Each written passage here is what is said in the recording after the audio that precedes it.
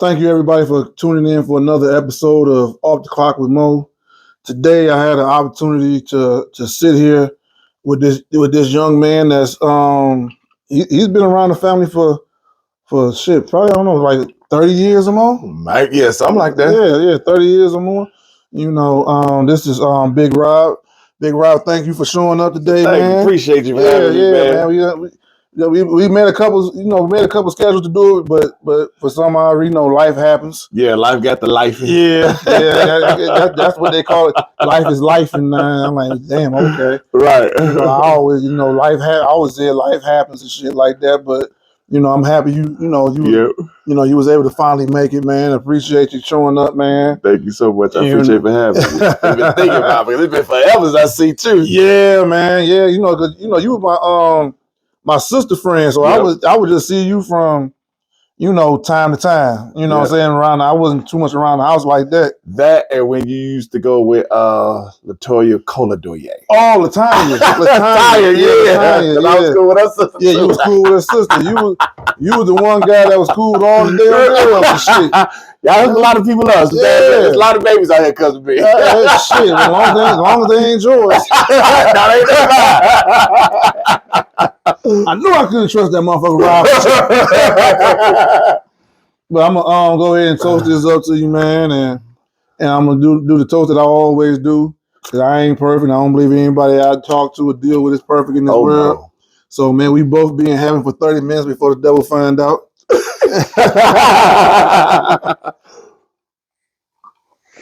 My girlfriend hate that toast, but I always tell her, like, look, man, I'm far from perfect. Right. You know what I'm saying? I'm less than perfect.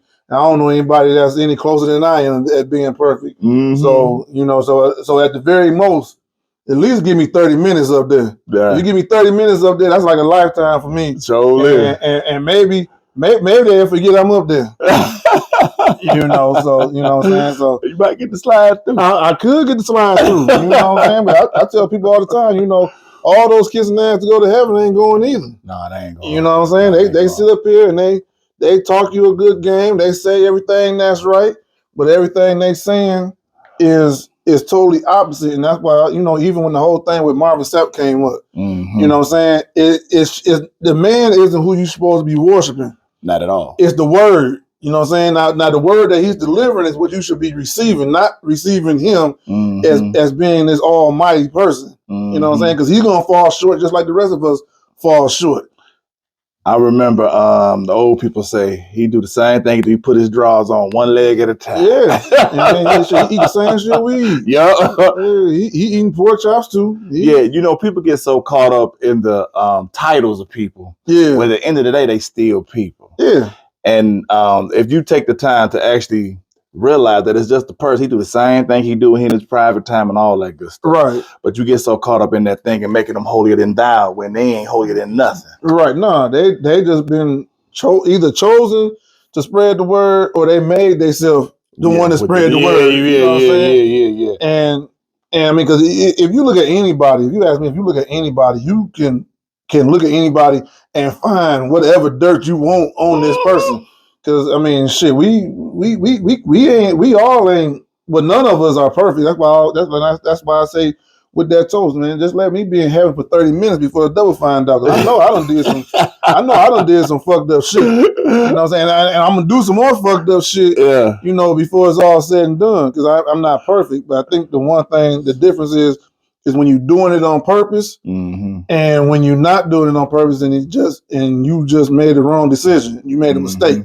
Mm-hmm. There's a difference between making a mistake and then doing some shit on purpose as well. Mm-hmm. But because like I said, because you lived in. Did you live in Pine Ridge too? No, I lived in Woodbrook too, but I was always over there like I lived over there. That's where it was happening at. Now, what is Woodbrook? Where is Woodbrook 2 and what is Woodbrook 2 for those that don't know? Okay, so Woodbrook 2 was the apartments that sat behind Pine Ridge, Southland, Woodbrook 1. So it was way in the back. So it was actually kind of like right next to Myers Elementary School. Okay. Off of Leroy. Did you go to Myers Elementary School? Mm-hmm. That's where I met your sister. Me, her, and Erica Troy. Okay. Want to say I met Angel in like the third grade? I Uh-huh. could be wrong, one of them. But yeah, and then we found out later on down the road that, your mom and my auntie is best friend. Oh, okay. And then when your mom realized who my own mama was, she like, oh, you could, you come over anytime. You come over, I know, Nisa gonna beat the brakes off you. Like, you already broke in. I don't play over here. Yep. So that's how I was able to be the only guy to be at y'all house. Yeah. I found that. I'm like, well, shit. Right. Well, maybe he gay. I don't know.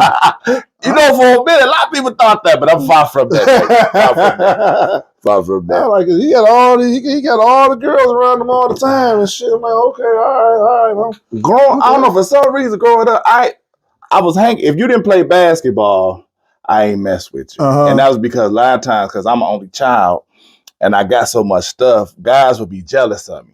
Never had that problem with no girls. So you don't have no siblings? Mm-mm. Do you have one now? I do, because of my dad. Okay. But it was just me and my mom. My mom was a child. Oh, okay, all right. Mm-hmm. So you had all the damn toys and all everything, Sega toys, used troop outfits, everything. Used, I remember used. Yeah, we was going to what's that, South Lake Bar? What's that? I can't think of that ball up in there. The store in the mall with Oak Tree. Everybody had the vest on, stuff like that. All that type of stuff. Polo, Izod, but it was just me though. Oh no, I was at the Water Trade Center. I was going there too, but I wasn't getting too much of that. We was at the Hudson's and I said Hudson. JC Penney. Yeah, I was at the Trade Center. I had to get my school clothes at the Trade Center. The flea market, they was shit. My used were used. Yeah, they used to call me JC Penney man up in school. Hell no. So you had it all. Yeah. I don't know. I just remember you just being just always happy go lucky, always smiling all the damn time. Because they ain't doing nothing but sitting up there laughing and joking and talking the best all day long.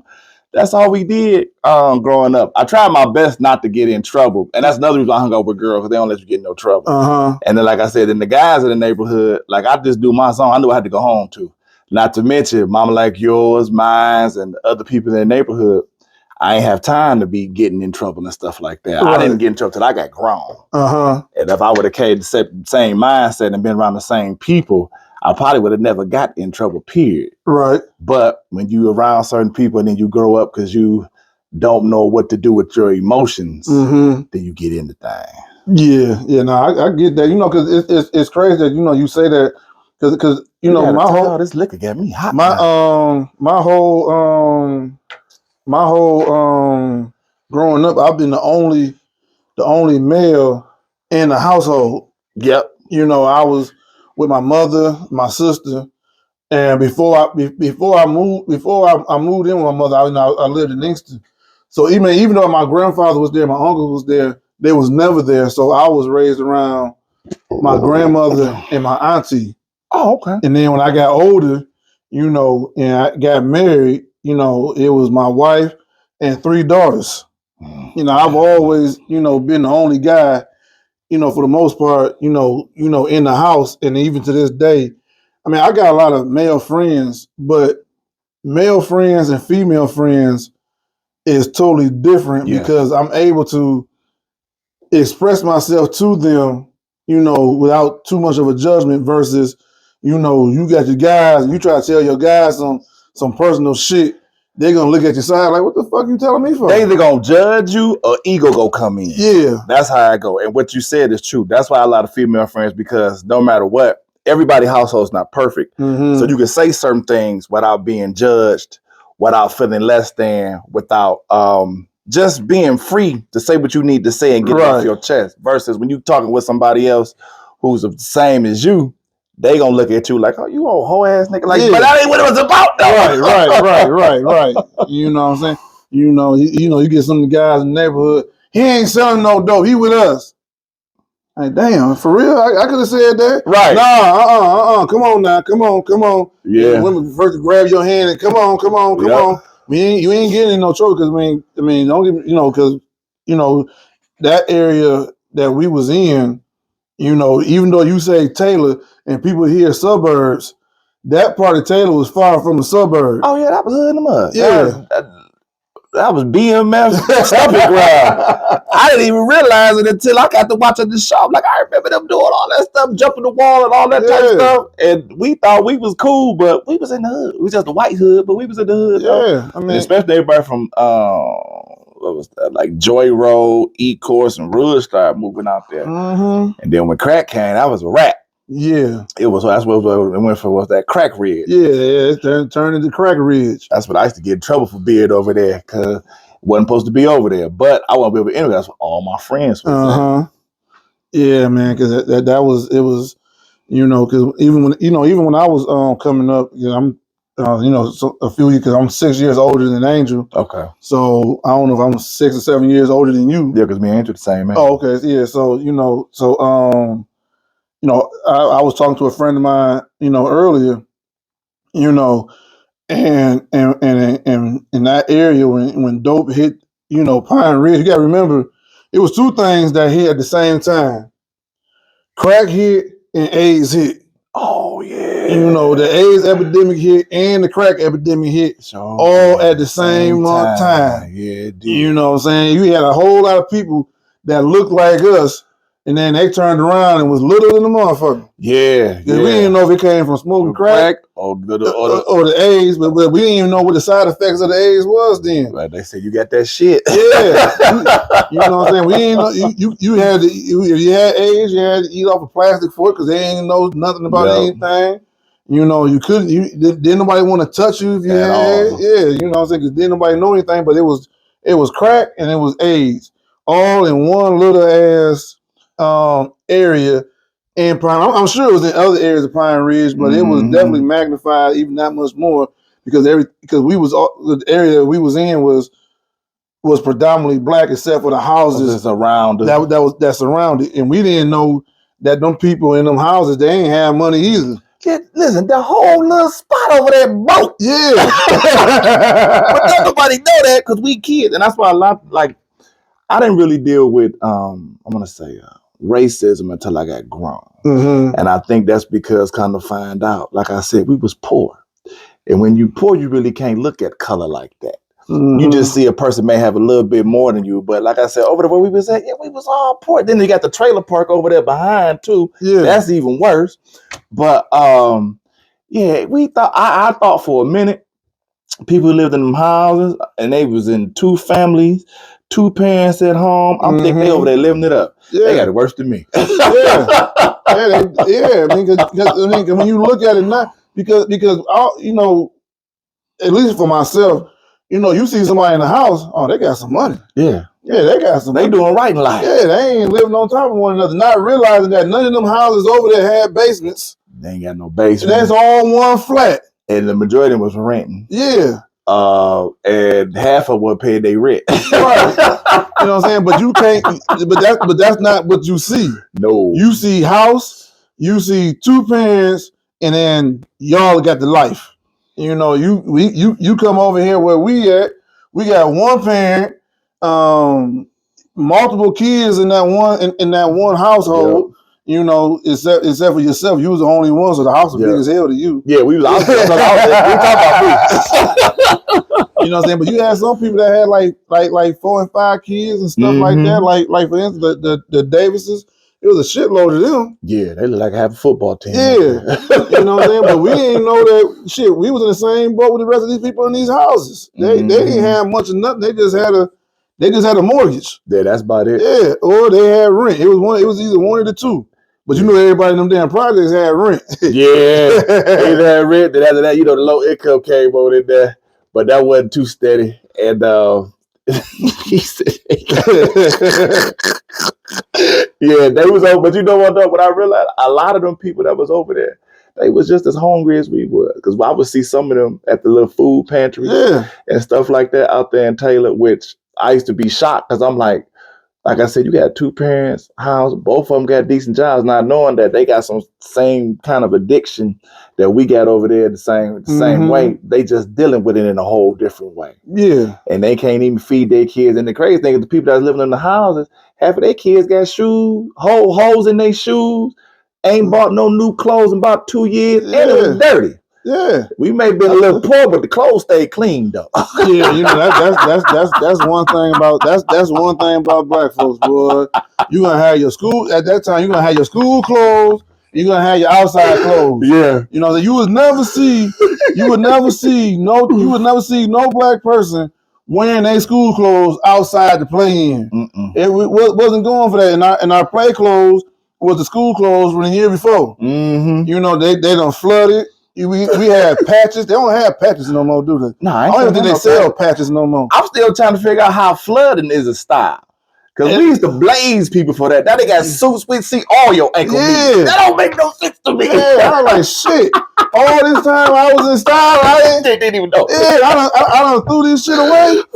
I was too embarrassed. I'm always walking in between cars, so couldn't nobody see my damn legs. When I see my cousin, he had a cold suit on. He had on some suede blue shoes, man. And I'm like, but you flood. He's like, but this the style. I'm like, nah. And that's when I realized how old I am. Back in my day, we talked about you. You flood, baby. You should not see no man's ankle. And you ain't got no shorts on, sir. Man, I would walk between cars so couldn't nobody see me. That's what I would do if I could help it. If I could help it. Now that's also one of the things that, you know, I think, you know, help justify the sagging back in the day.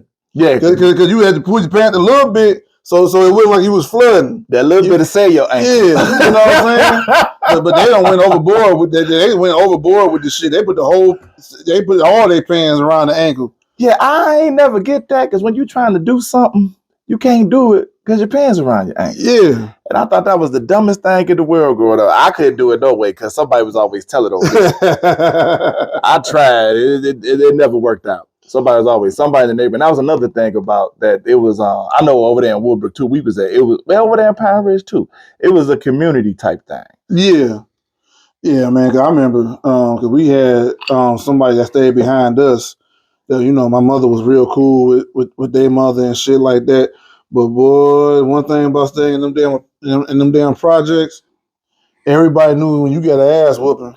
Oh, that shit would go through the wall. You hear them motherfuckers or yourself crying, and you hear that belt hitting your ass. Them walls was paper thin. Yeah. And you can hear somebody getting their ass whooped. Get the brakes off of. So I know some of that was borderline child abuse. Man. But we call that love. That's love. And then had to come outside and play. Yeah. I just got my, you know what outside. Yeah, and listen, don't say nothing smart. That's why my mama told that ass out the frame. What? Yeah, I heard all of that. Yeah, you couldn't. The last person you wanted to talk about was the person that lived anywhere near you that y'all walls connected somehow. You know, yeah, you funny. Because if I say something, you gonna tell everybody around here I just got my ass beat. We friends today. I don't care what you say. No, I should be letting you slide. But yeah, you heard that ass whooping I got, and it wasn't nice. But I mean, it's funny you say that. You know, living over in that area, you know, was was an actual, you know, community. You know, because it was truly you know, a community back then. You know, because, you know, like you said, you know, people would go back and tell, you know, your son this, you know, your son that, you know your daughter, you want something to eat. We about to eat. You want something? No, I don't want. No, come on in here and get something. Right. You know, then you get back home and get ready. I already ate. No, you're gonna eat here too. The last thing you ever gonna tell somebody is that you went hungry. Right. You know, hungry or no. Yeah. You know what I'm saying? So you know, it was a, you know, during that time, you know, it was a real big, you know, you had, you know, it was real community based that where we all had to do our best to stick together and work with each other. You know, I can just imagine how it was for our parents, you know, depending on, you know, one another to help, you know, each other get through these, you know, some of these difficult times. Because shit, we was on WIC, we was on welfare, you had all that shit. You know, you had to hand me down. How big is your son? How big is your? I got some clothes that fit him. Yeah, I remember wearing my cousin, because Albert White is my cousin. I remember wearing LP's hand me down. Okay. And then, but like I said, it was a couple times here and there, but that was the thing. They be like, I got some clothes, sized you up before you even got there, basically. Yeah. Had the clothes ready for you, slide them on, and you got some more clothes just for a little while to hold you over. Yeah. And another thing, like you said, I mean, we had some friends that had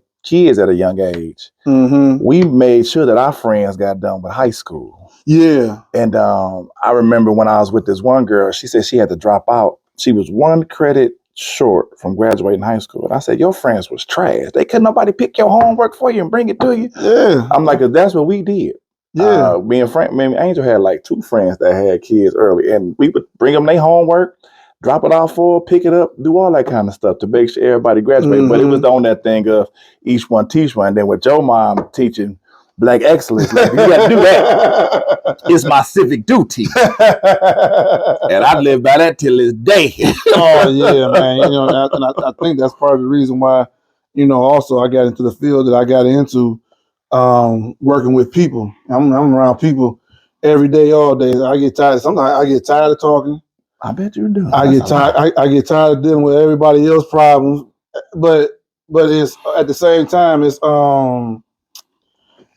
rejoiceful too. Yeah. You know what I'm saying? Because out of all that shit that goes on, and I get one person that say, you know, thank you, appreciate, whatever it may be. You know what I'm saying? I'm so happy. You know, whatever it may be, out of them 200 negative encounters, there's one positive encounter negates all the negativity that I don't went through and had to deal with everybody else's problems and shit like that. And you know, and I think part of that, you know, comes from, you know, coming from where we come from. You know, and I just keep going. I remember I used to drive my mother crazy with because at the time I was into Malcolm X and Martin Luther King. Yeah, I remember the posters in y'all house. Yeah, I'm like shit. I'm like the white man, or not the other man. The other man. Yes, sir. I used to drive my mom and sister crazy with that. You know, with that. You know what I'm saying? And the great part, I still feel that way to a degree, as far as that we still have to, you know, stick together. Because I hear too many of us saying that, you know, we the only ones that don't. We the only ones that don't. We don't. Well, no, that ain't the truth. We ain't the only ones that don't, because we do quite a bit.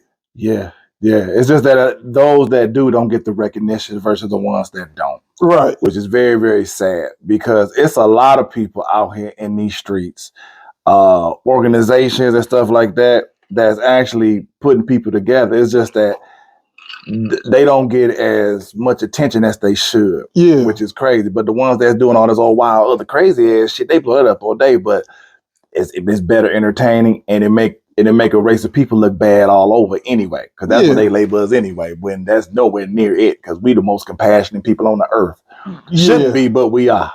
They say, you know, we're the most forgiving. Yeah. You know, because you know, like, you know, I had this discussion with people all the time. You know, and they be talking about black on black violence and this, that, and the third, and all this other shit, and immigrations and stuff like that. You know, I'll be like, well, you know, wasn't nobody saying white Italian on Italian crime with the mob? All they did was kill each other. You know what I'm saying? Where do you think the mob come? Where do you think Rico come from? Yeah, he came up with Rico for a reason. That was for the mob. You know what I'm saying? The Irish people, they fought each other left and right all the damn time. And that still is, ain't it? Yeah, you know what I'm saying? But they put so much emphasis on it when, you know, when we do it, we don't never look out. That's all we do is look out. That's all we do is help one another. That's all we do is try to push each other forward. But they only focus on the ones that's doing dumb shit. Yep. And then most of it. And surprisingly, even though they're doing some of the dumb shit, I know back in the day when we was growing up, still had some type of morals. You know, you can't fuck with the kids, you can't fuck with the mamas. Right. You know what I'm saying? You can't fuck with the elderly. Yep. You know what I'm saying? It was still some type of, even though they was wrong in what they was doing, it was still some type of morals and values. Today ain't no morals and values. Now you seeing kids dying left and right. It used to be somewhat like a it's crazy, but it was like a code, like you just said. Those 3 you don't mess with. But nowadays, don't nobody, they don't have none of that. No. And I think a lot of that comes from this, what they call it, gentle parenting and all that. And, you know, people want, you know, kids to get a participation award and stuff like that. If you ain't do it, you don't get it. That's how it really works. Yeah, and I think that was how you would also, that's how you would also determine what you was good at and what you wasn't good at. Right. If this ain't work, you got to go to something else or get better at what you're trying to get to. Right. But everybody get a damn ribbon. Everybody get a damn trophy. Everybody great. Nah, everybody ain't great. Everybody, like, that's not your greatness. And it's okay. We going to find your lane, but it just ain't that. It ain't that one. It should be no damn 10th place ribbon. It's supposed to be 1 through 3. It shouldn't be 1 through 10. Anybody out there that is above. You should try to get the turns. Yeah, I don't get that stuff, man. I went to my daughter's school, and that's what they had. I said, a participation. Y'all, they give you credit for that? Mm-hmm. I said, so you get credit for being a loser. I don't like that. They took the whole everybody equal and ran with that. But that's horrible. But growing up as a child on your end, what was some of the values or core values that was in your household? Don't be lying. I used to get beat for that. Until this day. Like, I'm not the best liar, but and to be the best person you're supposed to be and do what's right even when you don't want to. Mm-hmm. That was the number one thing. And there was also, like I said, don't lie. And always, when you see a need, step up. Right. And always be able to reach a hand out and don't be helping somebody and then talking about what you did for them. Whatever you do it from the heart. Right. So that way, and don't always look for a thank you, because everything don't need that. Mm-hmm. Those are the things that my mother taught me the most of.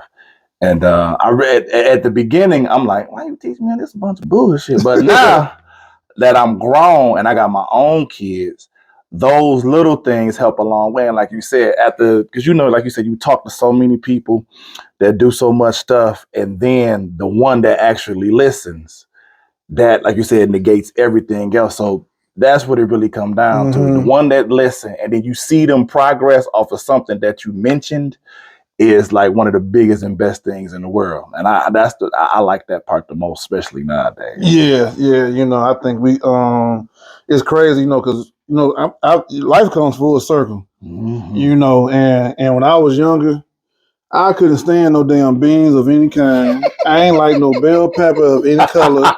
I ain't like none. I ain't like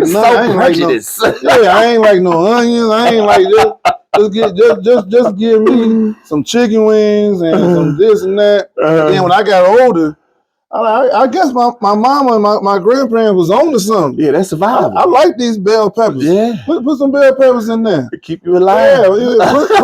I like neck bones and beans.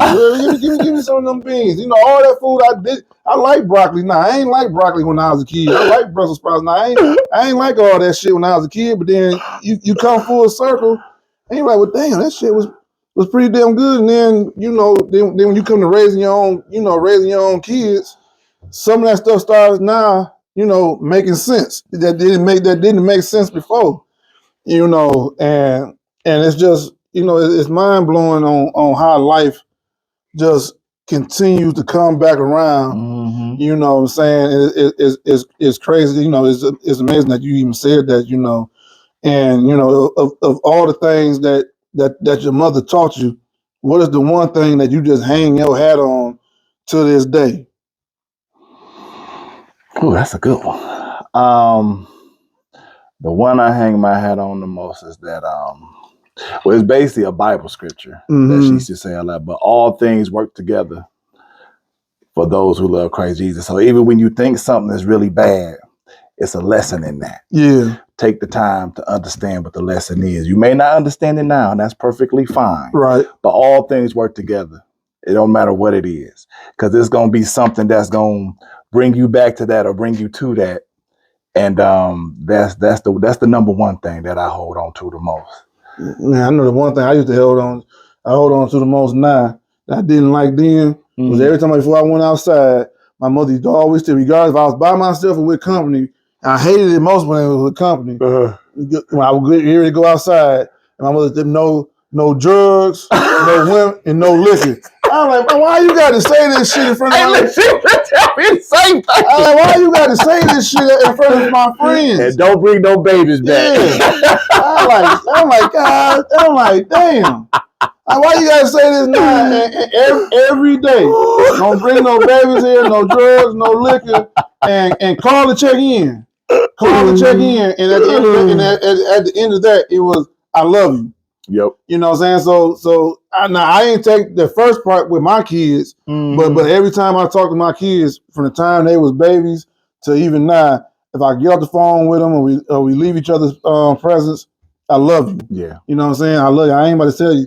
I hated that other one. No drugs, no liquor, no baby. Can't have no fun. Yeah. I might as well just stay in the damn house then, mama. I might as well just stay in the house. I can't drink. I can't smoke no weed. I can't have sex. Nothing at all. Ah, shit, I might as well just stay on the damn video game. You know, I'm 14 years old. I ain't about to be doing this shit no damn way. I'm trying to get that body anyway. You just stopped all of that. Yeah, you know what I'm saying? But that's one of the things that I took, growing up, with my mother and my sister. But me and my sister, we 6 years apart from each other. So, it was a whole lot different having a sibling that's 6 years apart from me. I couldn't stand the shit. Not only I couldn't stand it, then we shared a birthday. That even made the shit worse as a goddamn kid.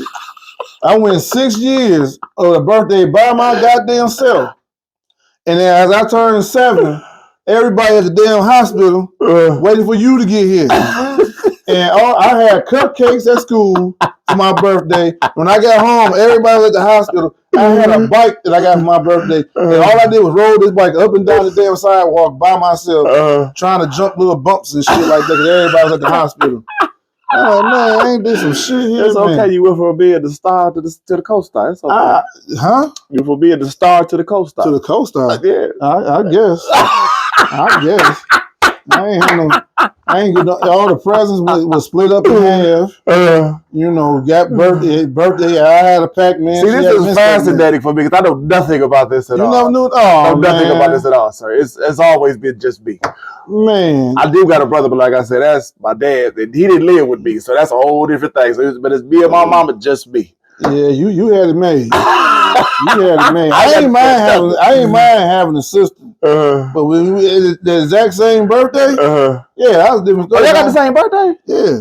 That I never knew. What? Yeah, I played the joke on both y'all. Yeah, we got the exact same birthday. So when people come up with gifts, like I said, everybody didn't have money. You had to pick and choose who you gonna go get it. Yeah. Oh, that's trash. All right, I'm gonna give Angel this, and then this person, I'm gonna give Marie. You know what I'm saying? We had our own birthday cakes. Okay. I had a Pac-Man. She had a Miss Pac-Man.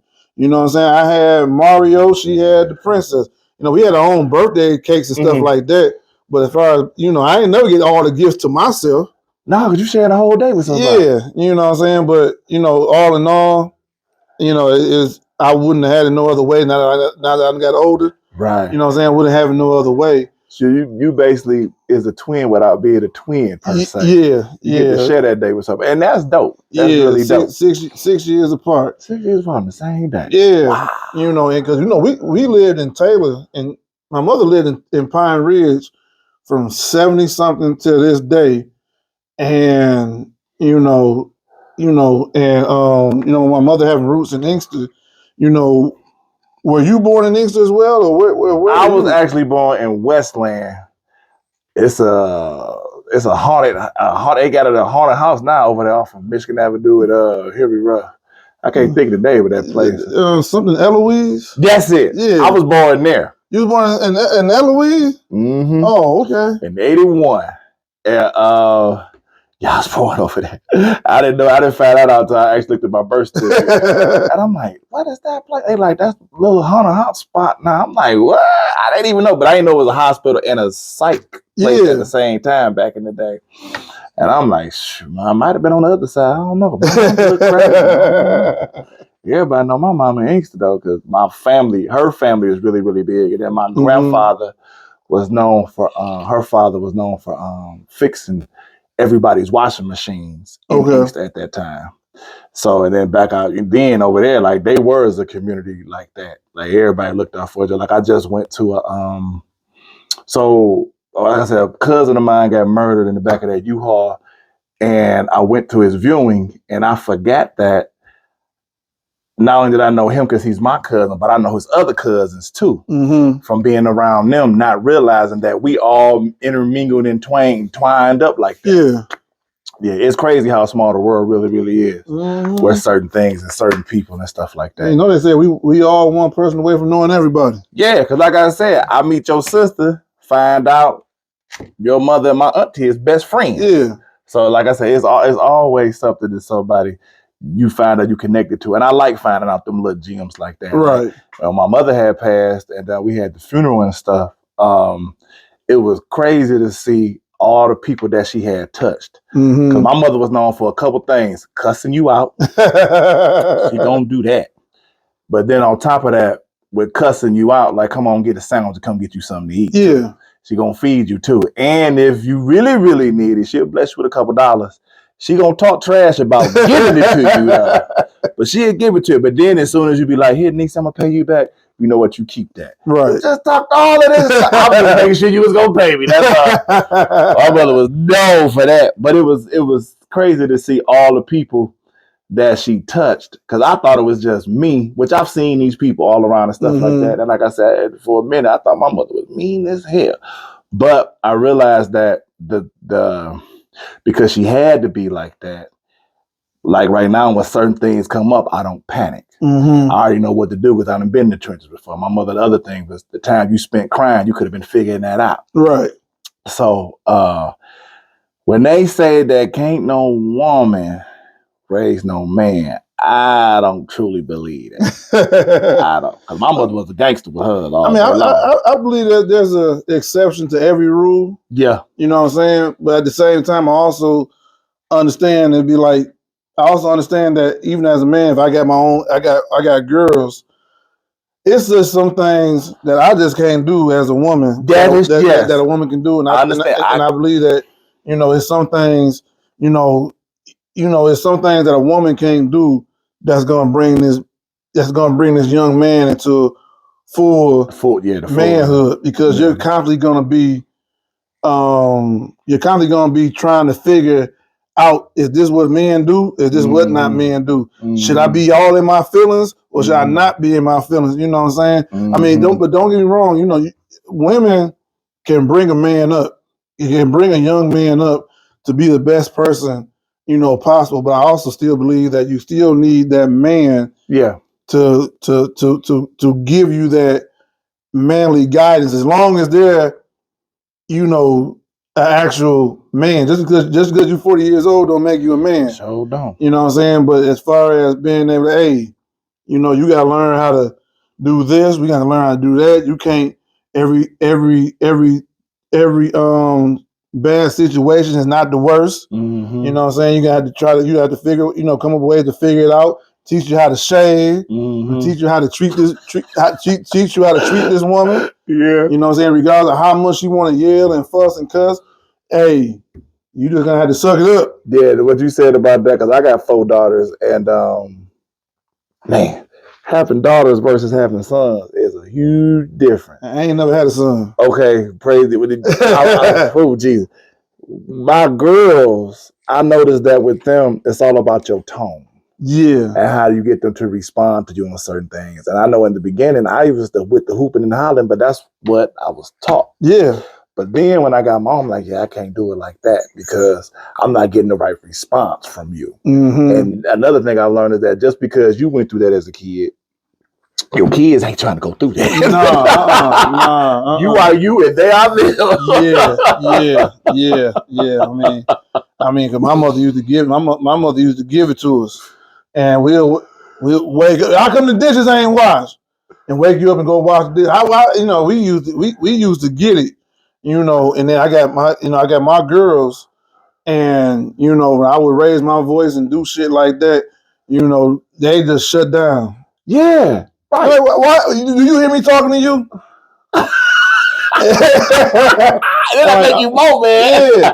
All right. Now I gotta figure out how to talk to these, how to talk to them, and how to get what I need out of them without having to necessarily raise my voice. I tell people all the time, when I talk to them, with having girls, I never whoop my kids on a regular because I never wanted my kids to ever feel like it's okay for a man to whoop you just because you did something that he may have deemed wrong. Because now if I start whooping you on a regular basis and you start accepting that, now when another man who ain't your father starts whooping you, you're gonna be like, well, it was my fault. And I don't want you to ever feel like it's my fault. I don't never want you to And that's gonna be the first thing she say when she with the dude that's going upside the head. Well, you was whooping on me like that. That was something totally different.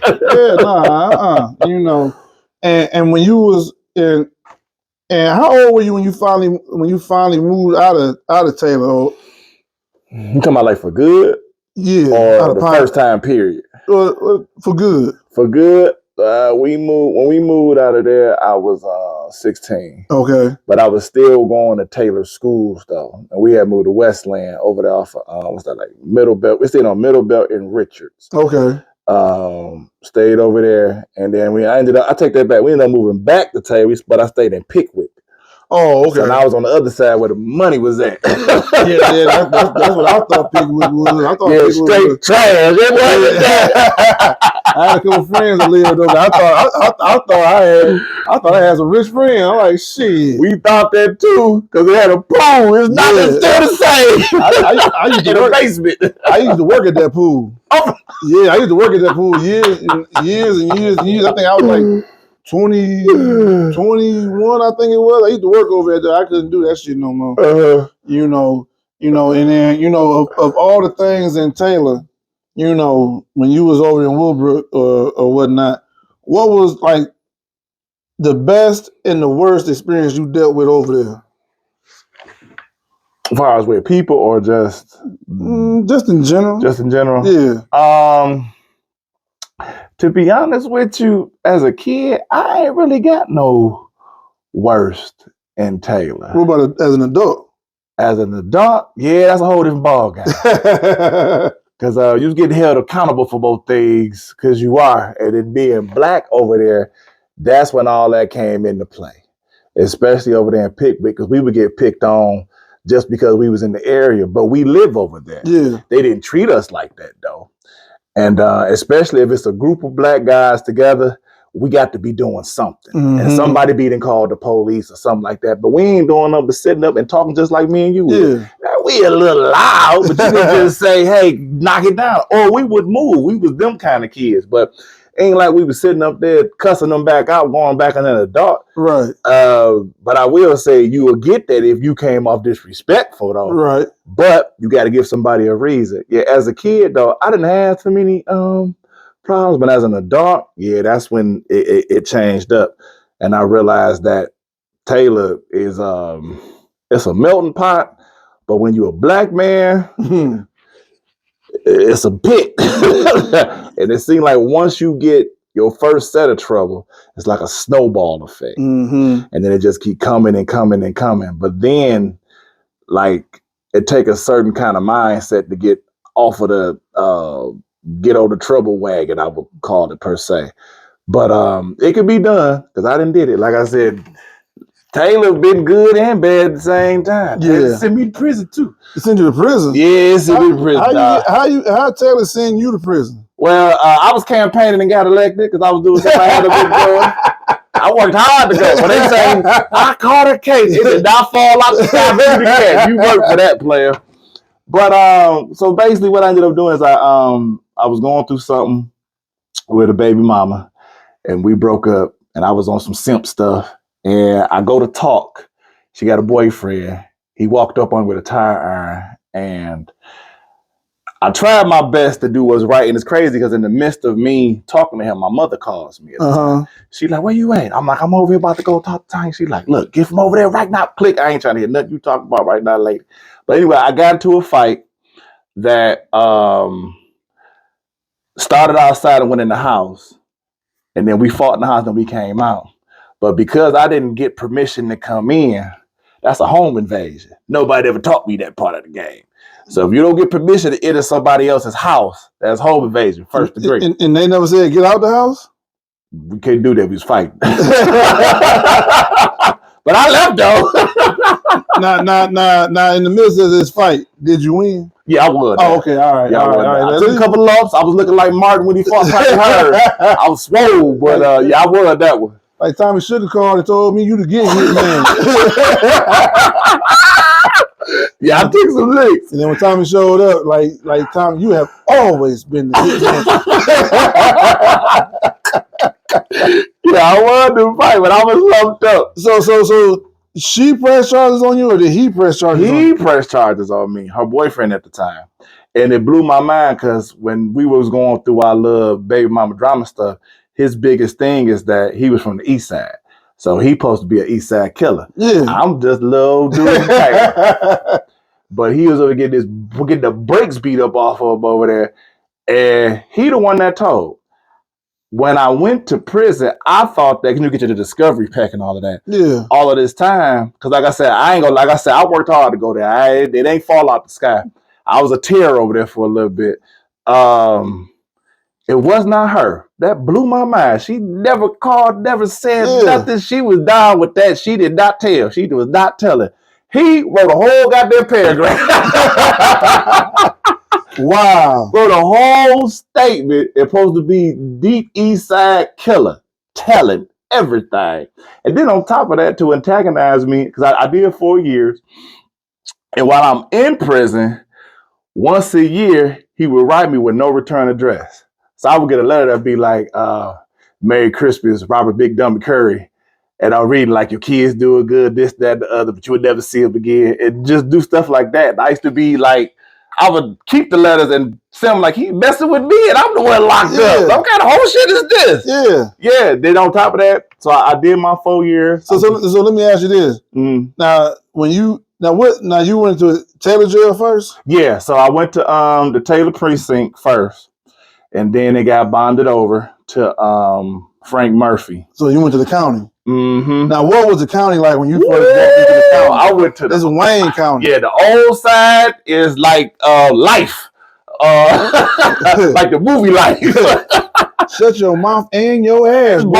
Yeah. The old side, like they said, they got a new side. I've never been to it. But the old side, yeah, it ain't nothing but a little catwalk with about 6 or 7 cells. And seeing that stuff with them gates and all like that, I was sitting in that cell like, I done messed up. Everything I've been taught, so I just let everybody down that I know. All because I did something getting in my feelings and fighting. Because like I said, it wasn't like I was in any kind of danger or anything like that. But yeah, the county, yeah, that was an eye-awakener. But the real one is when you go through the bubble in Jackson. What's the bubble? The bubble in Jackson is where like you go there and you have to, that's when you see the stuff like in the movies, at the galleries and stuff like that. So to be young and seeing that is motherfucking terrifying. How old were you?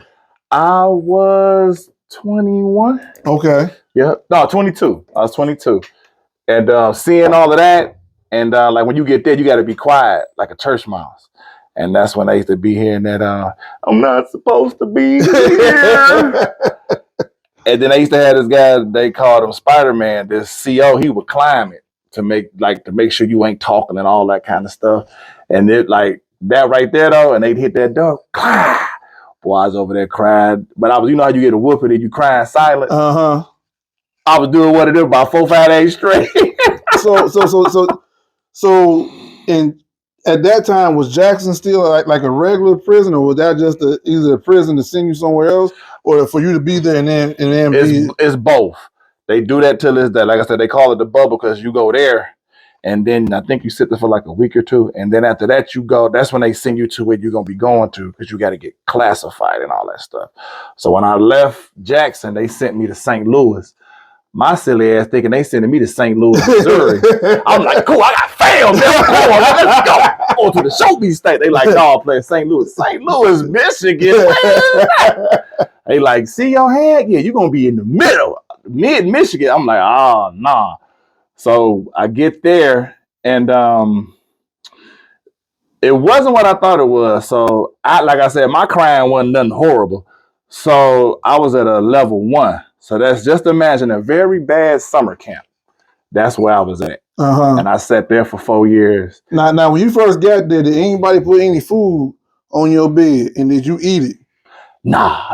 It ain't like that. Anybody put no food on your bed? Nah, I wasn't eating it no way, but here you go, take this. Nah, there ain't nobody doing that. Nobody try to take the cornbread, no stuff like that. Was Fleece Johnson there? Nah. Fleece Johnson wasn't there? Nah.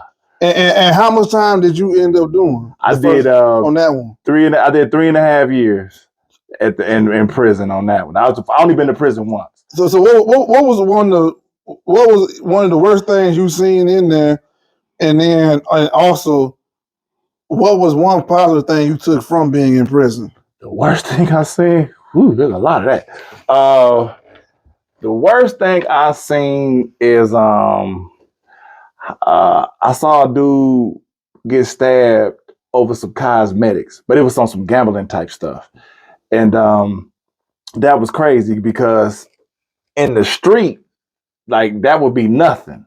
But prison is its own little world. Mm-hmm. So the stuff that's really minute out here, it's like magnifying times 1 billion up in there. Mm. And I seen a dude get the brakes beat off of him because of he owed him. He didn't have nothing to pay with. And the dude just went in there and went to working on that dude. And there was nothing he could do. And and the other thing is like nobody helped him. You can't do that. That's like you mind your business and keep your motherfucking head straight because you can be next. Stuff like that. And then what I took from prison is that everybody do some dirt. We just the motherfuckers that got caught. Right.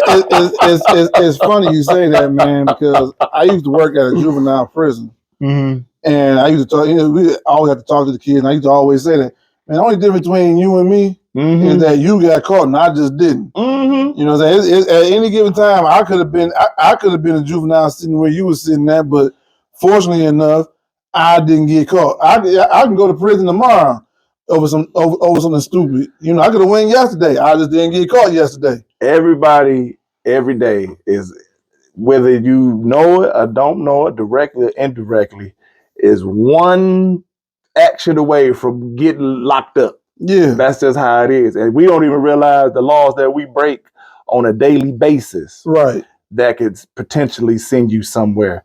But yeah, and then another thing I've learned, like prison, I can per se, it gave me a better, well, I took the time to do it. It don't work for everybody, but I took the time to actually deal more with me. Mm-hmm. And then it also gave me a better chance to figure out what I really want in and out of life. Yeah. So to look back, because I went in 2005, got out in 2009. Okay. And then from both there to where I'm at now in life, it's like the bomb. Like that was like back during the time, hell no, that shit was hard as a motherfucker. I was miserable. But now to say that I've been there and now that I'm here, it's like the bomb because I went from being locked up to getting my CDLs, getting married, getting divorced, getting married again, mm-hmm. buying a house, and doing all the things that my mother wanted me to do anyway. Right. Even though I didn't start off like that. Right. But to end there now, being a good tax-paying citizen with all these good insurances, oh, it's shit. So I was looking this up a couple of days ago. Someone brought it to my attention. Mm-hmm. What they call it? Collateral consequences. Mm-hmm. Did you ever have to face any type of collateral consequences? Meaning that, all right, when you go to prison, the judge, you've been found guilty or you pled guilty, and this is going to be your consequences this much time. Mm-hmm. You know, but the collateral consequence is going to be what they don't tell you. They don't tell you you can't live in the HOA. You know what I'm saying? They don't tell you that you can't that you can't vote, and then all these other rules that they don't tell you because the judge don't know them, or if the judge do know them, they definitely ain't saying it. No, Did that affect you in any way? Yes. So like I just realized that like with my daughter, she got a event or something coming up, and I'm like, she like, Daddy, can you like you want to chaperone, be a volunteer? Hell yeah, let's go. Background check, can't do it. Right. Like a job, which is crazy because I never thought that something in my past would potentially affect my kids. Mm-hmm. Never crossed my mind at all. And like you said, if somebody would have been like, hey, look, if you take this cop, you know, you ain't gonna be getting in no HOA, you ain't gonna be able to volunteer for certain things. Right. I probably would have looked at that too. I probably would have fought it if I had a leg to stand on. But also on top of that, before anything would have jumped off, I would have handled that situation way better or way different. Put it like that, way different. Because I wouldn't want to jeopardize something that could potentially mess up my future. So like now I feel some kind of way because I can't be there like I want to be, even though my daughter understands and I appreciate her for that. But this ain't even your fight. I shouldn't be held up on something still that I paid time for. Yeah. And then on top of that, to turn my life, because you don't do a 360, because I put you right back where you at. I did a 180. So I'm in a whole different, I pay taxes and all that. Right. So it's not fair for me to do all this stuff. And I've gotten awards and stuff like that. Like they got me with the Detroit Empowerment Solutions. They use me as their little spokesperson for getting my CDLs for free. Mm-hmm. So like I got accomplishment and stuff like that, and I can't go take my baby to her little volunteer her school. Like what kind of mess is that? You know, I think that's how they. I got a friend of mine. I talk about this all the time. I'm pro black. Mm-hmm. You know what I'm saying? It for me, it's nothing that you can say about black people that's gonna say like all right, well we worse than these people over here. Mm-hmm. No, because every time somebody say, well, if they do it, you can do it. No, that ain't how it work with us. No, that's not how it works with us as black folks. Because one, I'll tell them in a minute. I ain't got my original last name. Right. I don't know my original surname. Right. Anybody from Asia come over here, have a family, voluntarily keep their name. Mm-hmm. Anybody from Italy come over here, voluntarily keep their name. Everybody keeps their name. Yeah, I ain't think of that. Everybody goes back home to their homeland, mm-hmm. and based on your last name, I know where your family come from. Mm-hmm. We go back to Africa. I don't know which part of this continent we belong in. Right. Because our last name says I should be over here in Germany. Right. My last name says I should be over here in Italy somewhere. Yeah. You know what I'm saying? We don't know. We've been redlined the whole time that we've been here. And what baffles me is that everybody always says is that if they can do it, you can do it. But what they don't understand is that they came over here voluntarily. Yeah, we didn't come here voluntarily. Mm-mm. What they don't understand is that they came over here with rights. We came over here with no rights. Mm-hmm. You know what I'm saying? And these laws have plagued us because they was meant to be against us from the beginning. Mm-hmm. You know, all right, we're gonna end slavery, but here's what's gonna happen though. If you're a prisoner, slavery doesn't end. Mm-hmm. So you're still gonna be under my thumb even when you call yourself being free. Mm-hmm. Because when slaves were free, they were still under thumb because they couldn't read, they couldn't write, you had to do sharecropping. Mm-hmm. You know what I'm saying? You had to do something to be under this person's thumb for you to continue living. And a lot of people, even some of our own people, don't even understand that. So when you go to prison and you do your time, you pay your debt to society, but you're still not allowed to be a part of society. Right. So why do we say I pay my debt to society and I'm not allowed to be a part of society? I ain't even that person no more. Right. You're supposed to be able to, when you do your time, right, and you really change, you're supposed to be able to have the opportunity to show how much you change. So just how you left, as long as you're not in that same mindset, you should be able to come back in. But still, when you come back in, get the same thing like you never left. Right. But that ain't how that works. No. When you get, how they say, when you get the X on your back, that's it. You got to figure it out. Mm-hmm. Which is it's very unfair because it's a lot of guys that in the same boat as me have changed their lives tremendously and understanding. And like, you know, like I said, when they said we caught the case, like I said, it was not in the air, like you in the NFL or the NBA and you just caught it.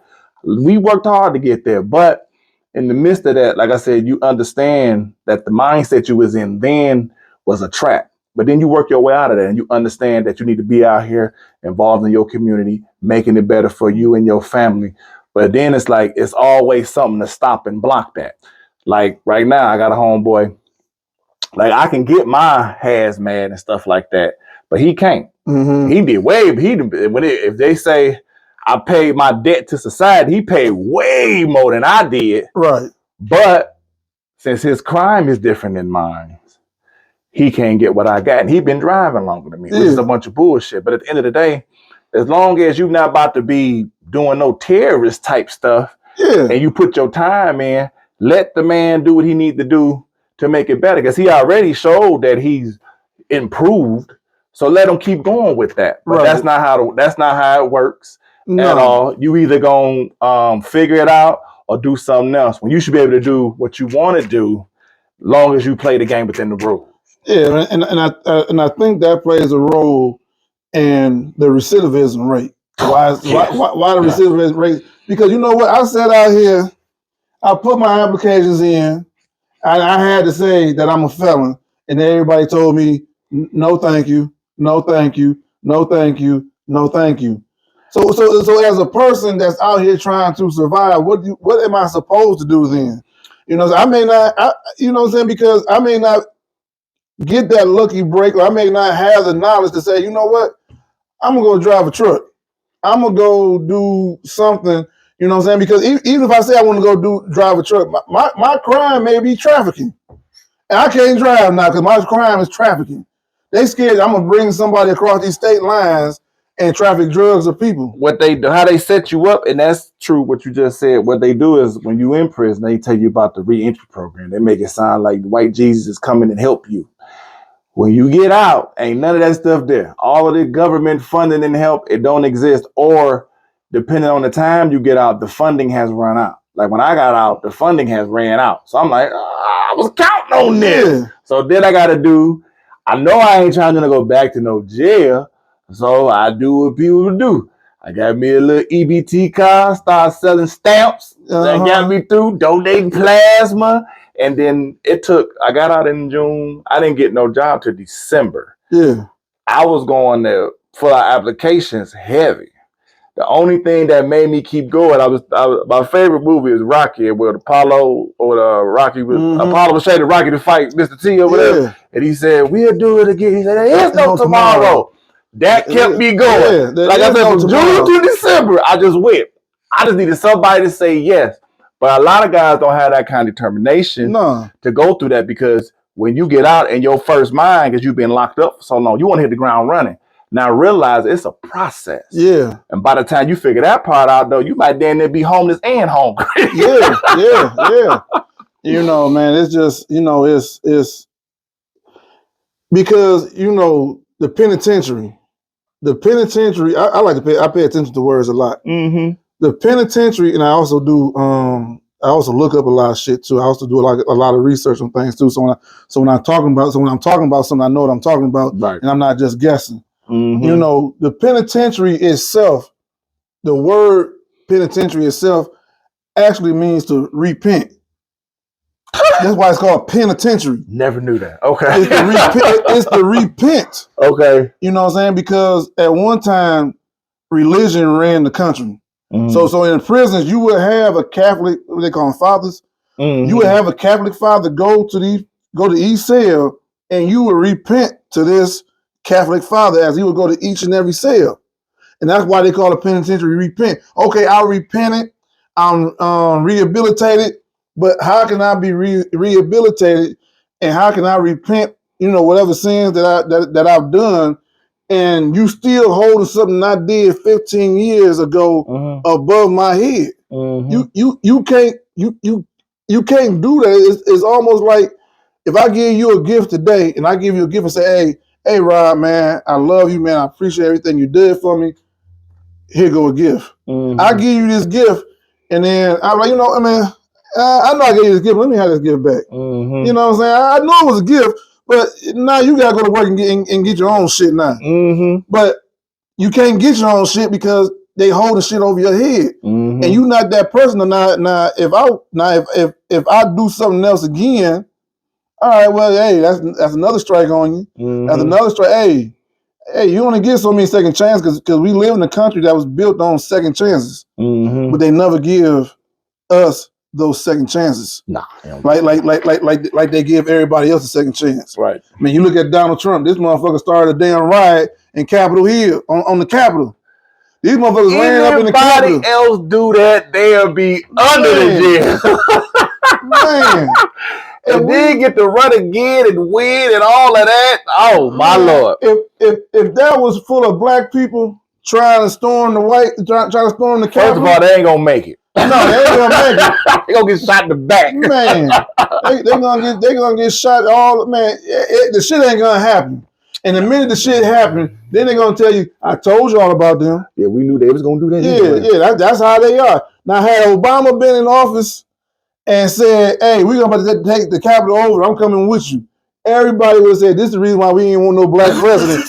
This is the reason why we ain't want no black man running a free country because of shit like this." But since it was him, and he said it, we gonna go take the Capitol over and be there with you, and he ain't never show up. Oh, that's fine. That's fine. It's 34 convicted felonies convicted, not accused of, not allegations, but convicted. Hey, you can run for office again. Yeah. So there's no reason why you shouldn't be able to run for office. That's what I said. I was better do that, get a gun, all that, and a Tesla. Yeah, that's true. Low key though, like because of that privilege, like in reality though, that's how it's supposed to be. But it'll never happen like that for me, right, or anybody else I know. But it's crazy how a skin tone can let you slide so much and so far in life. And then with Trump, that cracks me up is that he made white people really feel good about themselves again. Like they've been on the bottom or something like that. Yeah, when you been on top all the time, and you designed it to stay on top. Yeah. Even though they talk about immigrations with the Hispanics, and I tell people all the time, man, them Hispanics ain't doing nothing but coming back home. Pretty much. That means shit. You tell me one American word that starts with L anything or lost anything. Los Angeles, El Paso, San Bernardino, San Antonio, Laredo, all Rodeo Drive, all this stuff, right? It's named this for a reason. It ain't named this because it's an official American name. They ain't doing nothing but coming home. That's all they doing. You do your research on Texas and New Mexico. They gave them New Mexico. Yeah, but you still can't come home. You still can't go there because it's in America. You know what I'm saying? And they sit up there and they tell these people that they're illegal immigrants. They're coming to kill you. They're coming to sell drugs. They're doing this. They're taking your jobs. They ain't taking no job that none of y'all motherfuckers want. Listen, don't know the ones that they take, the ones that they have, or they ain't taking them. The ones that they get and apply for, like everybody else, whether it's on the books or off, is something that ain't nobody else gonna do. No. But the fact that they make it look so good because they click up when they do it, of course it seems like a problem when it's really not. Right. The other part with that is like, I don't understand. I remember I was in Laredo, Texas, coming back. Another Mexican name. Yep. Laredo. Yep, it's Laredo coming back. There was a dude that was on my trailer of my truck. I went to a checkpoint. Now, I don't know when he got up there. Don't even know how he got up there. That ain't my problem. But anyway, I go through the checkpoint over and they was like, you got somebody up there. I'm like, what you want me to do? I can't check the top of no trailer. I ain't like that. So anyway, he up there, like he come down and stuff like that, and he's standing up or he laying down. He was laying down on the trailer. Okay. So I told that immigration officer, I say, look, if he can fight the heat, he was probably dehydrated in the bugs to get over here to have something better. Let that man in. He is serious. Yeah. If I wouldn't have to go through no checkpoint, I would have took him where he had to go. He actually could have asked me. I probably let him in. It's crazy that, because their founding fathers here came here for a better life. Mm-hmm. But then those that what's the word I'm looking for? They're not ancestors. Their predecessors won't let them in, won't let nobody else in for a better life. Yeah. You know what I'm saying? I tell people, it's only one group of people that's here voluntarily, and that's us. Mm-hmm. We ain't asked to be here. We didn't want to come here. We weren't even thinking about this damn place. Mm-hmm. We was cool walking around with a mini fro, so open titties, butt naked, like paying sort of public hair. Yeah, we was cool with the shit. You know what I'm saying? But everybody came over here to this country for a better opportunity. And now that these people coming over here for a better opportunity, now you're saying they're not allowed. Everybody on the Titanic, the ship that sank, they was coming over here for a better way of life. Mm-hmm. And I very seriously doubt everybody that was coming over here, you was gonna be stamping a green card. Mm-hmm. They was all coming over here for a reason, a better way of life. And when these when the Mexicans, Hispanics, whatever, come over here for a better way of life, you telling them no because they're no good, because they're just gonna sell drugs, they're just gonna ruin your neighborhoods. Well, you didn't say that to the Italian people when they made the mob. You didn't say that to the Irish people when they made their own mobs. You didn't say that to the Russians. They did the worst when they came through. They flooded with heroin, all kind of stuff. You can't even you can't have a business without them having their hands. Yeah, the garbage, the waste, the construction. Listen, I found out about the waste thing. I didn't realize in Washington, D.C., they so heavy out there with it. Like, for you to be an independent driver, if you don't give them a cut, you can't move your truck. Yeah. And if you try to move your truck, something gonna happen to you or your family or your truck. Them your options. You either get in or get down. Yeah. Which makes no sense. But that, they cool with that though. Which makes no sense at all, because you should be able to come to America and live your best life, whatever that may be, without it being no prejudices or anything of that nature. But that's not how it is. Like I said, they want to stay on top and be on top at all times, but it's really not designed to be like that. But you claim you mess with us or you love us because you got one black friend, whatever that may be. But what it really comes down to is really not nothing like that. Now, it's a few, about 5, 10, 15%. Yeah, but the majority, that's a negative. Yeah, they did everything to stop that. When they, if you was a white person and you was on our side, they kill you. Yeah, no thought about it. They'll kill you. Mississippi burning was for real. Yeah, they'll kill you. They'll call you a nigga lover in a minute. Yeah, and then kill you and throw tar on you and feathers and all type of shit like that. But and these statistics is so crazy because a lot of people don't know that it's a lot. It's way more poor white people than it is black. It's just the media. They got it crazy. The media puts it out there. I'm gonna go a step further, a step further. That a lot of these Middle Easterns that's over here, they got EBT cards too. Oh, they got $2-3 grand on them boys, though. Yeah, but they still had their own businesses with an EBT card. Listen, how that happened, I don't know, but I do know that I'm trying to figure out the code, how they do it. I'm not mad at them. Don't get me wrong, I ain't mad at them. But I'm trying to figure out how you just came over here. Like, it's in my neighborhood, it's a family. They got a house on the corner. And they send their people in every other year. So you come here, you stack your money up, you get your house built. While your house is getting built, you stack. Then you dip and you leave. The part of Inkster where I live at when I leave out, Dearborn Heights, I'm going through that way. It's crazy how you see these neighborhoods and you don't see nothing but Bentley, Jazz, Cadillacs, Escalades, and all of that. And many mansions. Right. I've been here all my life. I'm trying to figure, what did you do it? And I ain't gonna lie, my middle name Jamal. I sure be dressing Islam like I ain't nowhere near Muslim. I ain't got nothing no Muslim, but I try to use where I can. Yeah. But I'm trying to figure out how I've been here all my life. And I can't get not now one of them benefits y'all got over there. No. And like I said, I seen them take a house like this, tear it down, build up like a brownstone top of it.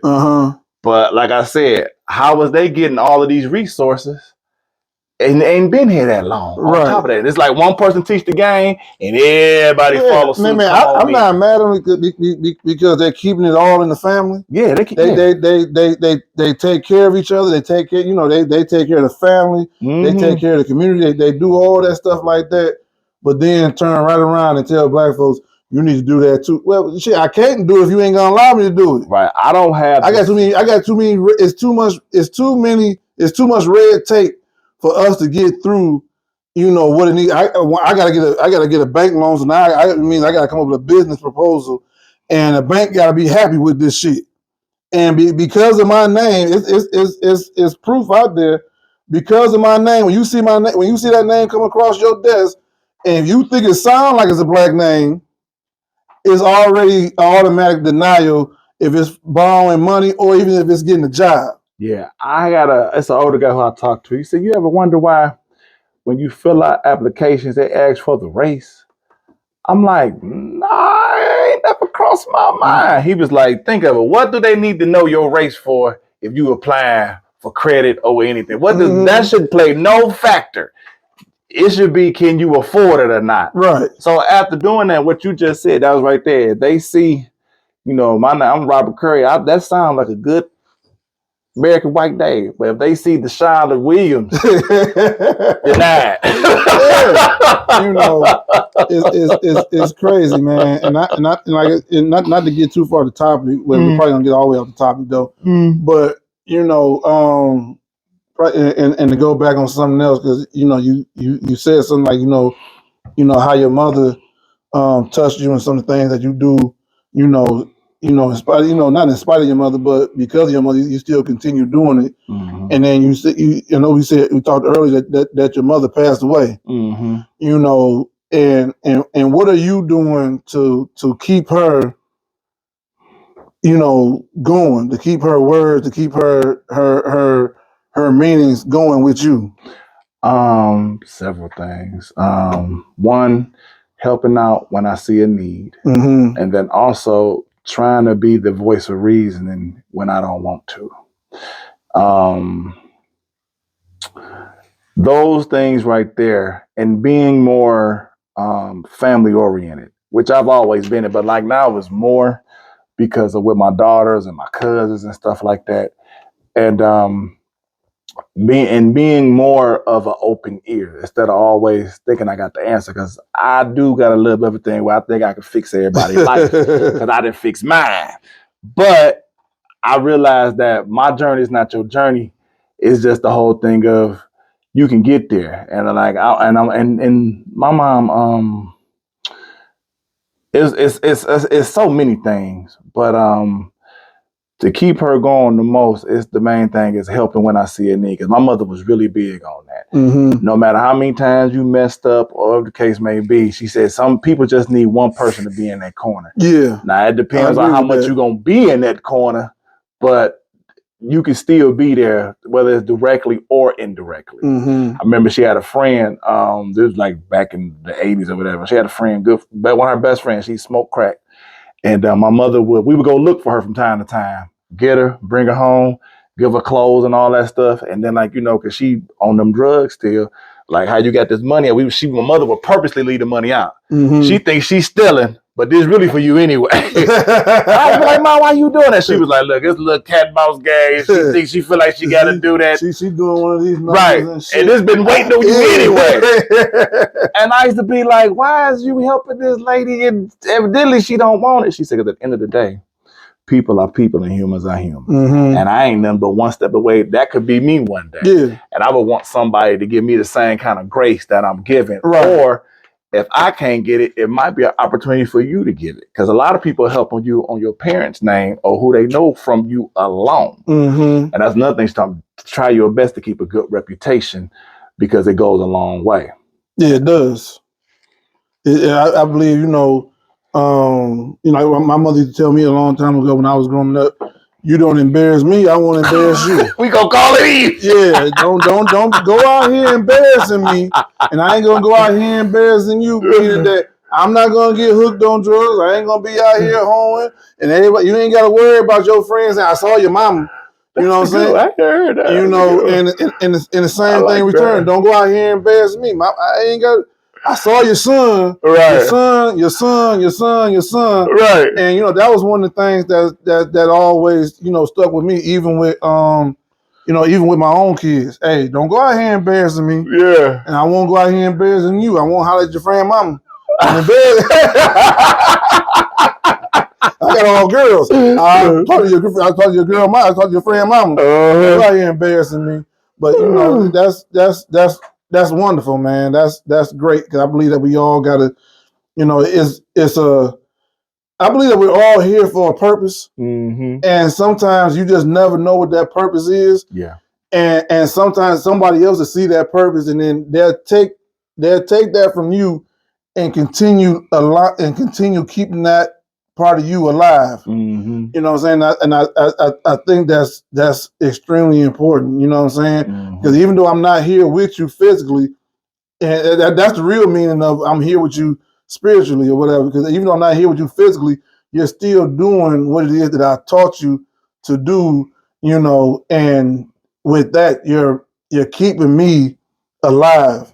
Yeah. And so to speak, because I believe death is a funny road to travel. Yeah, and it's totally different. Like I didn't normally I think of death. I'm not really big on it. Like when you gone, you gone. That's how I roll. That's me though. But when you lose, I have no parents now. Right. My mother and father are gone. Okay. So to be in this world with no parents is trash. It's scary because I look for them for certain things to give me certain confirmation on certain stuff. But now I don't have that anymore. It's like I don't have a guide. Right. But I've always been the kind of person, I've been real self-sufficient and independent.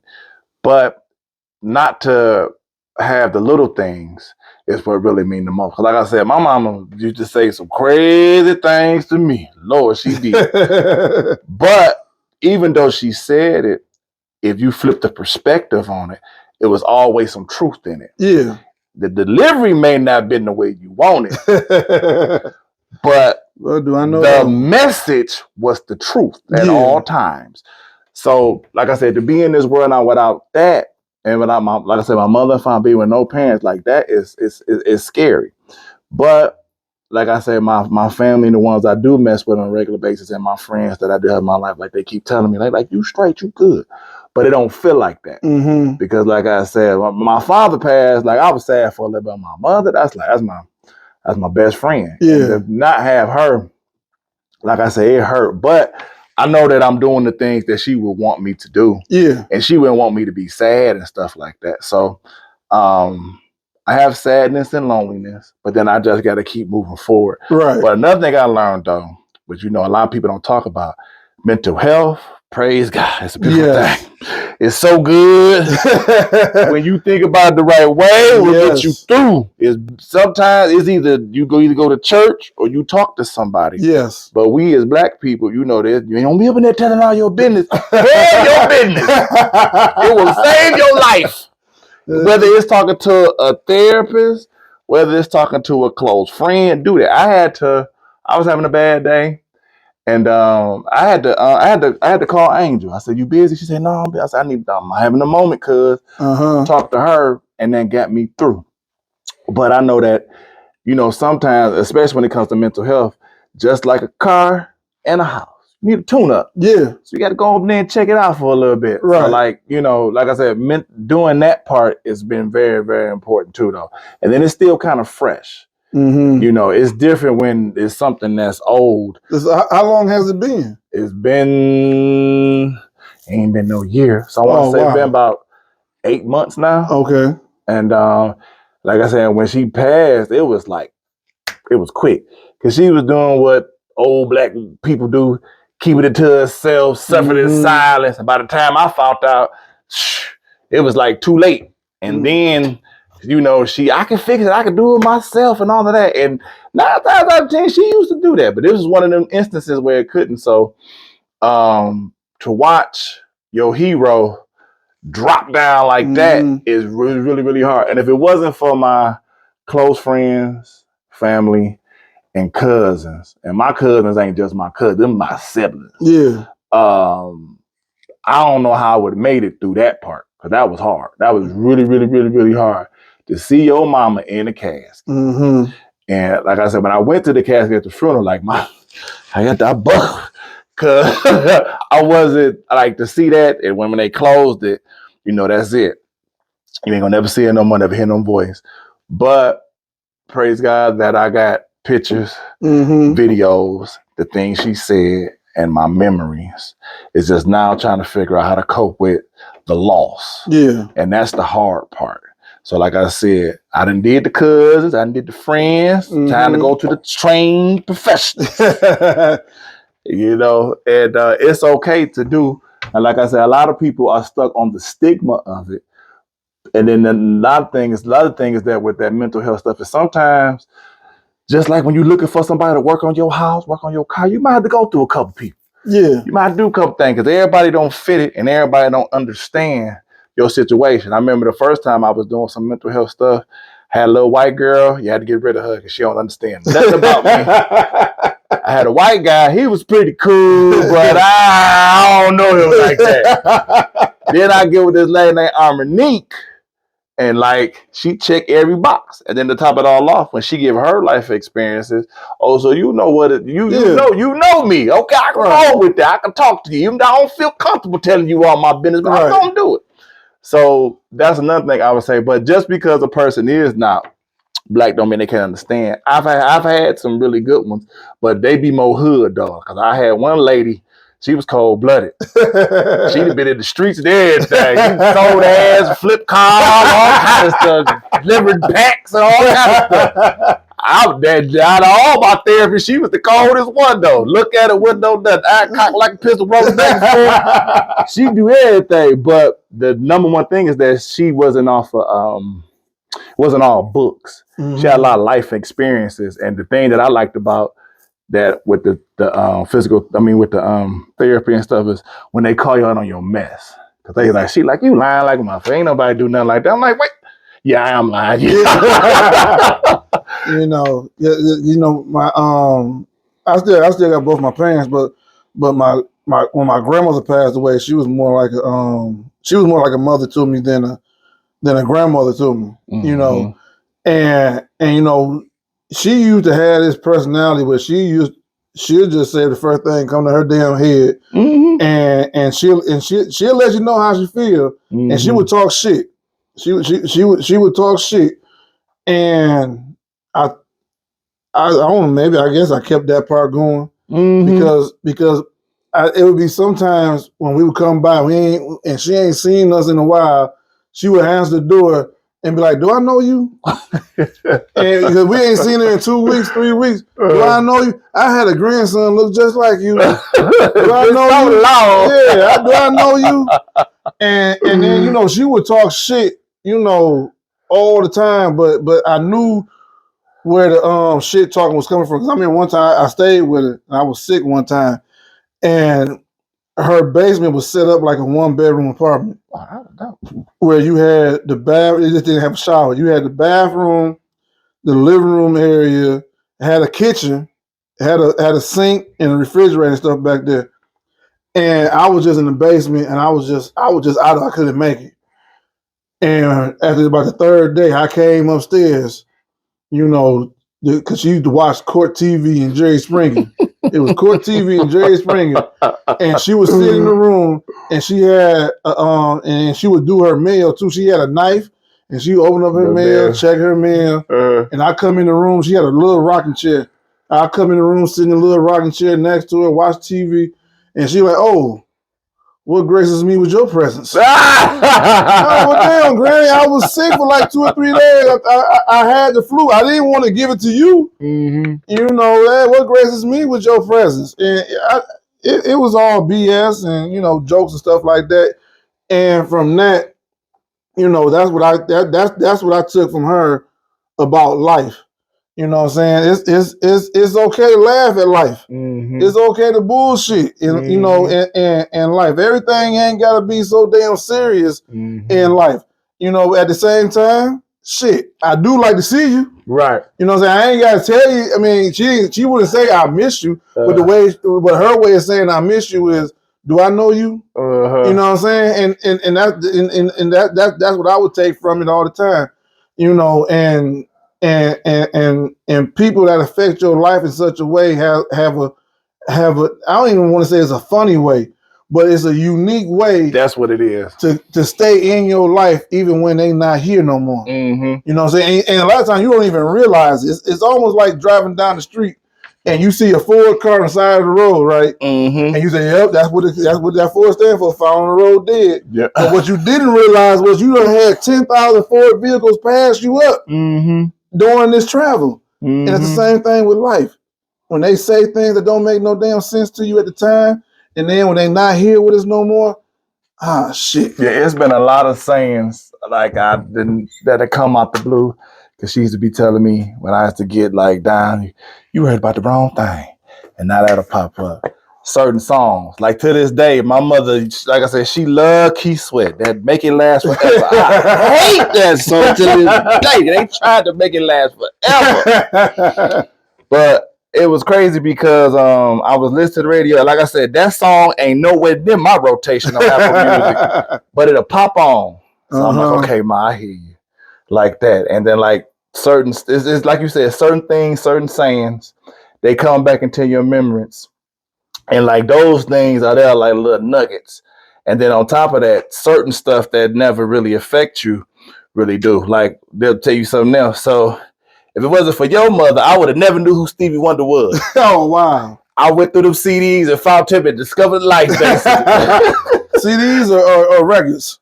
Yeah, she had CDs. I made it past the record part. I wasn't there for that part. But anyway, I went through your mother's stuff and she had that Songs in the Key of Life. And it was the song Ass on there. I'll Be Loving You Always and stuff.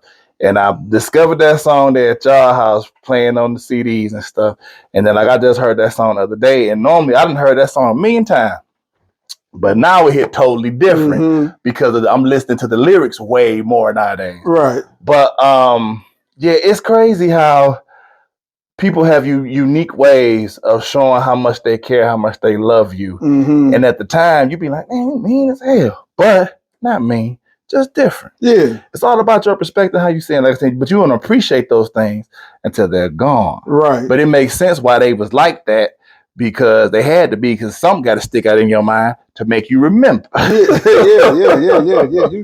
You completely right about that, man. And you know, well, like I said earlier, man, I appreciate you coming, man. And I would like to do another podcast with you. Yeah. You know, on something on something a little, you know, a little different.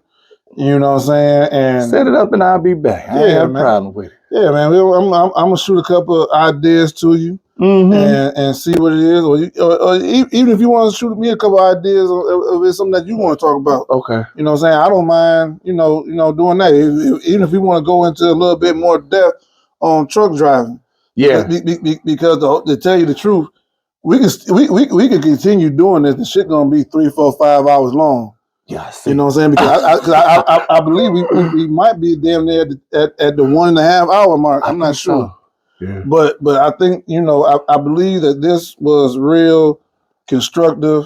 I believe this was this was educational, and I also believe it was also therapeutic as well. Yeah, you know what I'm saying.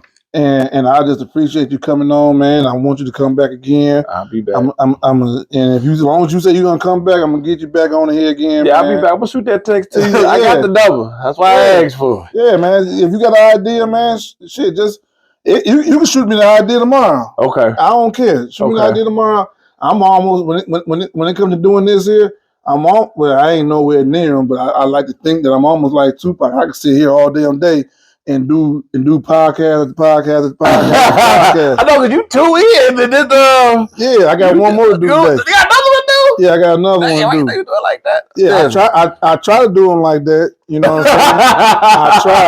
I try. Some do, some don't. It's all right. You know what I'm saying? But this is gonna conclude this episode of Off the Clock with Mo. I appreciate Big Rob for showing up. Thank you for showing up. No We're gonna do this again.